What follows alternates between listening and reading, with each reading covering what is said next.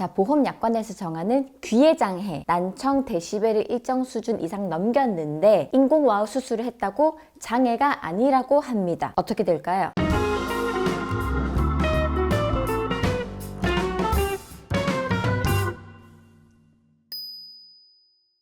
안녕하세요. 부산갑의상TV입니다. 자, 우리가 가입한 보험에서 정하는 장해보험금이라는 게 있는데요. 오늘은 귀의 후유장애에 대한 금융감독원 조정 사례를 소개합니다. 꼭 끝까지 들어보세요. 자, 어떤 계약자가 가입한 보험에는 이런 조항이 있었어요. 장애가 진단되면 일정한 돈은 지급을 하는데 그 장애 종류 중에서 난청, 즉 귀가 안 들려서 청력 검사를 3번 이상 해서 80dB 이상이면은 어느 정도 후유장애 보험금을 지급하겠다라는 조항입니다. 어떤 분이 이 난청 진단을 받고 귀가 안 들렸어요. 물론 80dB 이상이었고요. 근데 이 치료를 하기 위해서 인공와우 수술이란 걸 했습니다. 인공와우 수술이라는 거는 아시는 분들은 아시겠지만 잘 안 들리는 환자에게 귀의 청각신경을 전기적으로 자극을 해서 대뇌의 청각 중추해서 이거를 소리로 인지할 수 있도록 해주는 수술이라고 해요. 그렇기 때문에 이 80dB이었던 이분도 이 수술을 받고 나니까 어느 정도 들리게 되어서 40dB까지 상태가 좋아졌어요. 아무튼 이분이 이 80dB 이상에 해당하는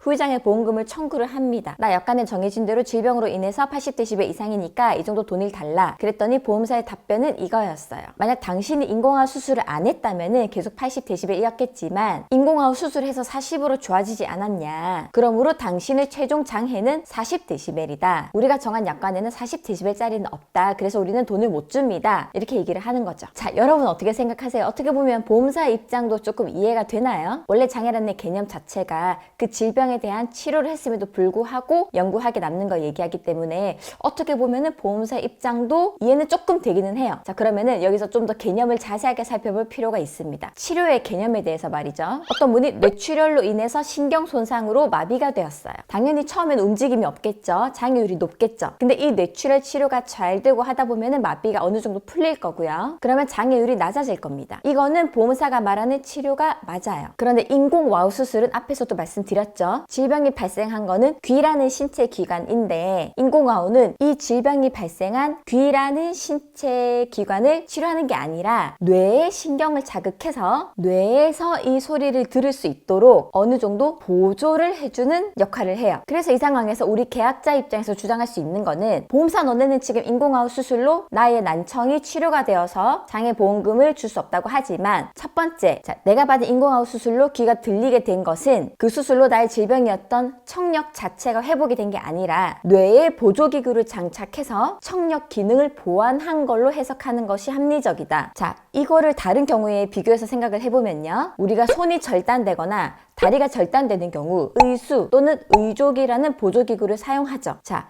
의수나 의족으로 손과 발의 기능을 다 할 수 있다고 하더라도 그게 치료인가요? 그거는 보조기구를 통해서 해당 역할을 보조하는 거에 불과합니다. 의수, 의족을 통해서 큰 불편 없이 살아간다고 하더라도 그분한테 장애가 없다고 할 수 있나요? 아니죠. 자, 그리고 두 번째, 지금 인공와우 같은 보조기구를 통해서 잘 듣게 된 거는 맞는데 애매하다 이거예요. 이거를 약관상 지급 기준에 맞는지 안 맞는지. 자, 그러면 보험사가 정한 약관에서 귀의 장애 부분과 다른 신체 장애 부분을 한번 비교를 해볼게요. 자, 펼쳐보면은 13개 신체 부위가 있는데 귀도 있고 눈도 있습니다.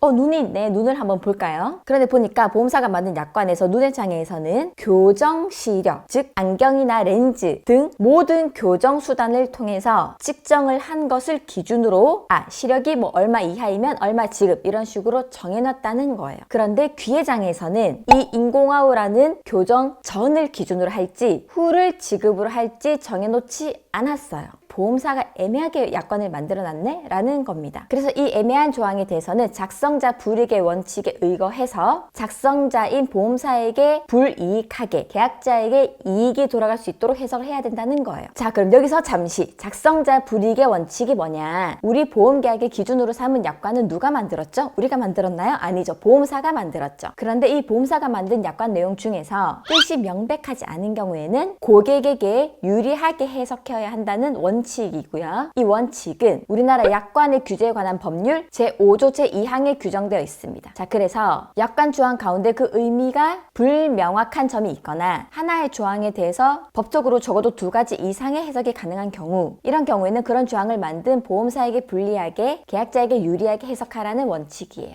자, 그런데 저희 경험상 이런 원칙이 있다는 거를 말씀드리면 엄청 많은 분들이 막 이 약관, 저 약관, 이 조항, 저 조항 막 다 보여주면서 이것도 보험사한테 불리하게 해석해야 되는 거 아니냐, 이것도 애매하지 않느냐, 이렇게 얘기를 많이 해요. 그거는 아닙니다. 작성자 불이익의 원칙에서 유의할 점은 다른 모든 해석 원칙을 적용을 해서 해석해 보아도 약관의 의미가 명확하지 않은 경우에 보충적으로 적용되는 수단입니다. 자, 그럼 작성자 불이익의 원칙은 이해되셨죠? 그럼 다시 본론으로 돌아가서, 자, 이런 식으로 이 귀에 장애가 있음에도 불구하고 인공화 수술했다고 보험사가 돈을 안 주니까 금융감독원에 민원을 많이 들어갔고요. 금융감독원에서는 결정을 해줬어요. 결론은 금융감독원 또한 약관에서도 명확하게 정해져 있지 않으니까 보조기구를 했다고 해서 이를 장애 대상에서 제외할 수가 없고, 따라서 인공아웃 수술을 하기 전 청력 검사를 기준으로 해서 장애보험금이 지급이 되어야 한다고 판단을 하셨습니다. 그런데 아직까지도 저희 사무실에는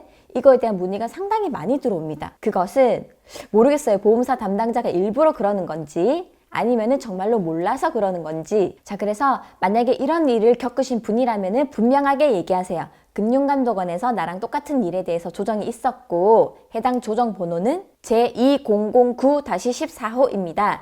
해당 사례를 확인하시고 저한테 다시 연락 주세요 라고 얘기하세요. 그러면 아마 별 무리 없이 지급될 겁니다. 자, 오늘 사례는 여기까지입니다. 시청해주셔서 감사합니다.